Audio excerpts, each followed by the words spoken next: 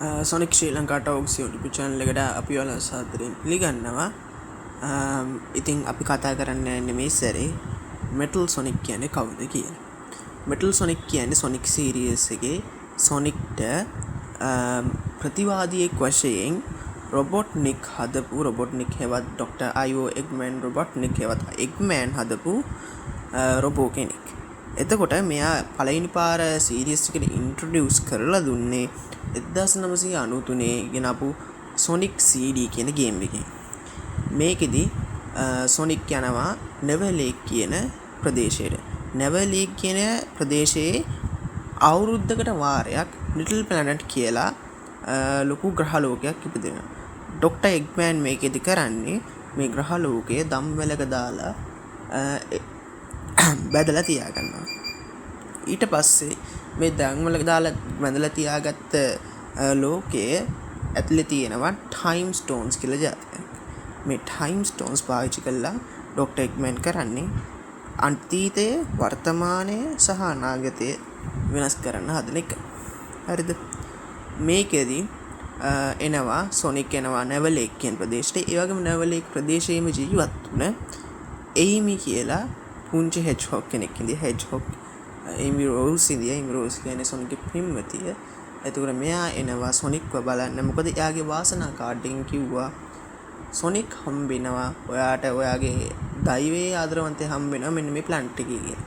ඒ නිසාම එයිමි එතෙන්ට ට්‍රැවල් කරනවා. එයිමි එතෙන්ට ට්‍රැවල් කරාට පස්සේ මෙටල් සොනික් මෙයාව කිඩ්නැප් කරනවා. මෙයාව කිඩ්නැප් කරාට පස්සේ සොනික් කරන්නේ මෙටල් සොනික් ගෙන් එයිමිව මුදාගෙන රොබොට්නික්ව පරාජය කරනවා ටයිම් ස්ටෝන්ස් 7ම එකතු කරගෙන. මේක තමයි සොනික් CD එකේ ප්ලොට් එක. ඊට පස්සේ අපිට ආයෙ දකින්න හම්බ වෙනවා සොනික් ඇඩ්වෙන්චර් දෙකේදී මෙටල්ව ස්කින් එකක් විදිහට විතරක්. ඊට පස්සේ ආයෙ අපිට මෙටල් සොනික් ප්‍රධාන චරිතයක් විදිහට දකින්න හම්බෙන්නේ සොනික් හීරෝස් කියන ගේම් එකේ.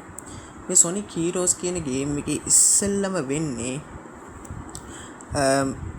මෙටල් සොනික් ඉන්නවා. මෙටල් සොනික් කරන්නේ තමන්ගේ හදපු ඩොක්ටර් එග්මෑන්ගේ කෝඩ් එක ඉක්මවා ගිහිල්ලා එයා ඩොක්ටර් එග්මෑන්ගේ වෙනස් වෙස් අරගෙන team Sonic, team Dark, team Chaotix, team Rose කියලා කණ්ඩායම් 4ක් ඉන්නවා ගේම් එකේ. ඒ කණ්ඩායම් 4ට යවනවා එක එක මිෂන් එක කරන්න. සොනික්ට කියනවා ඩොක්ටර් එග්මෑන් දවස් 3කින් ආක්‍රමණයක් කරනවා. ඒ නිසා ඔයාලා බේර ගන්න ඕනේ කියලා ඩොක්ටර් එග්මෑන්ගේ වෙස් අරගෙන ටීම් රෝස් ඒගොල්ලන්ගේ යහළුවෝ හොයාගන්න යනවා. ටීම් ඩාර්ක් වල ෂැඩෝ සහ රූජ් ඔමේගා E1 2 3 ඔමේගා කියන තුන් දෙනා කරන්නේ තමාගේ ඩෙන්ටිටිස් හොයාගෙන යම වැඩක්. ටීම් කෙයොටික්ස් වලට තියෙන්නේ තමාට ලැබුණු හෝඩුවාවක් ඔස්සේ හොයාගෙන ගිහිල්ලා කේස් එකක් විසඳලා දෙන්න. හරිද? සරලව කිව්වොත් මේ පොඩ්ඩක් කෙටි කරලා තමයි මම කියන්නේ. ඊට පස්සේ මෙටල් සොනික් තමාට ඕන සේරම අප්ග්‍රේඩ්ස් ඒ ටීම්ස් 4ම අප්ග්‍රේඩ්ස් එවත් බයෝ ඩේටා කොපි කරනවා. කොපි කරලා මෙයාපත් වෙනවා නියෝ මෙටල් සොනික් කියන මේකට. හරිද? ඊට පස්සේ නියෝ මෙටල් සොනික් කරන්නේ සේරම ලයිෆ් ෆෝම් ඩේටා කොපි කරලා සොනික් ඇඩ්වෙන්චර් එකේදී ප්‍රධාන එයාට කියන්නේ අපි පර්ෆෙක්ට් කියෝස් කියලා පර්ෆෙක්ට් කියෝස් ව කොපි කරලා එයාගේ ෆෝම් එක අරගෙන මෙටල් ඕවර්ලෝඩ් කියන ෆෝම් එකට එනවා. මේකෙදී අවිනාශ කරන්න බෑ. ඒ නිසා සොනික්, ටේල්ස්, නකල්ස් කියන තුන් දෙනා සුපර් ෆෝම් එකට එකතු වෙලා මෙයා පරාජය කරනවා. හරිද?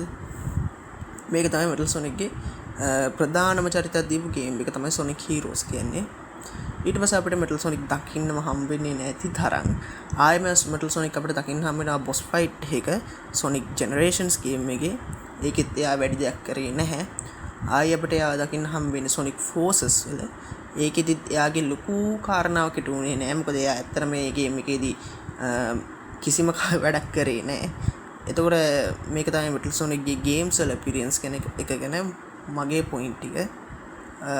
දැන් නම් මෙටල් සොනික්ගේ චරිතය ගොඩක් පාවිච්චි වෙන්නෙම නැති තරම් කොමික්ස් වල නම් පාවිච්චි වෙනවා. IDW කොමික්ස් තියෙනවා. ඒ වල නම් පාවිච්චි වෙනවා. යාගේ කැරක්ටර් ආක් එක ඒ කොමික්ස් වල හොඳයි. නමුත් ගේම්ස් වල ගත්තම අපියරන්ස් හරි අඩුයි. මේක තමයි ඉතින් මෙටල් සොනික්ගේ ගේම් අපියරන්ස් ගැන මට කියන්න තියෙන්නේ. ඔයාලගේ මෙටල් සොනික්ගේ ආසම් මොමන්ට්ස් ඒ වගේ මෙටල් සොනික් ඉදිරියේදී මූවි එකේ සොනික් මූවි 4 එක එනවා. ඒකදී ඔයාලා බලාපොරොත්තු වෙන්නේ මොකද්ද? ඒ දේවල් සේරම කමෙන්ට් සෙක්ෂන් එකේ දාලා තියෙනවා.